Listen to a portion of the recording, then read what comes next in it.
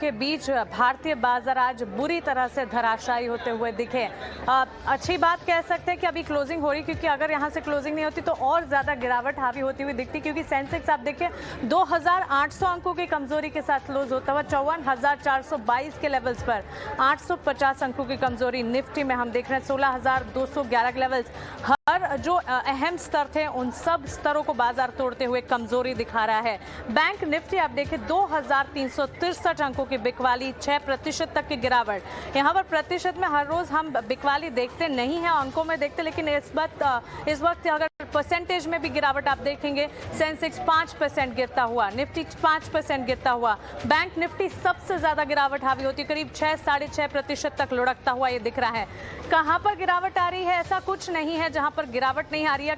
Commodities को छोड़ दे जो कि एलिवेट होते हुए दिख रहे हैं, और एक काउंटर हिंडाल्को जो आज सुबह से बस हरे निशान के साथ ट्रेड कर रहा था, इसे अगर छोड़ दे हर तरफ आपको बिकवाली देखेगी। देखिए लीजिए हिंडाल्को, ये भी गिरावट की तरफ बढ़ता हुआ 516 के लेवल्स पर, यहाँ पर भी करीब आधे प्रतिशत तक की गिरावट देखने को मिल रही है। अगर आप स्टॉक स्पेसिफिक मूव्स देखेंगे, सिर्फ और सिर्फ लाल निशान पाएंगे। Tata Motors, UPL, IndusInd bank, Grasim जैसे तमाम स्टॉक्स में बिकवाली का दबाव। अदानी पोर्ट्स करीब 7% की गिरावट दिखाते हुए लाल निशान के साथ यहां पर ट्रेड करता हुआ। सिर्फ और सिर्फ मार्केट्स की ही नहीं, अगर सेक्टर स्पेसिफिक बात करें, कमोडिटीज की बात करें, कमोडिटीज में कुछ कमोडिटीज रही जिसमें एलिवेटेड एक्शन देखने को मिला, लेकिन इसके अलावा अगर करेंसी की बात करें, करेंसी में भी कमजोरी हावी होती हुई देखने को मिली। रशिया की करेंसी अगर देखेंगे, वहां पर भी बुरी तरह से गिरावट देखने को मिली। आईएनआर पर भी हमने देखा बिल्कुल जो है वॉलेटाइल सिचुएशन देखने को मिली। इस वक्त अगर सेक्टर स्पेसिफिक बाजार को देखेंगे, करीब 4% की गिरावट निफ्टी फार्मा इंडेक्स में। क्लोजिंग के वक्त हम देख रहे हैं 482 अंकों की कमजोरी के साथ क्लोज होता हुआ। ऑटोमोबाइल स्पेस देखिए सबसे ज्यादा गिरावट इसमें भी हावी होती, करीब 7% की गिरावट निफ्टी ऑटो इंडेक्स में। 3-3.5% टूटता हुआ निफ्टी एफएमसीजी स्पेस, जहां पर बिकवाली का दबाव। आईटी स्पेस क्लियरली जहां विदेशी बाजार के संकेत आते हैं, उसका सीधा असर हम देखते हैं। आईटी करीब 6% तक की गिरावट दिखा चुका। अब भी क्लोजिंग में देखिए 5% तक की बिकवाली, 1580 के लेवल्स पॉइंट्स पर गिरावट देखने को मिल रही है, 32,534 के लेवल्स पर।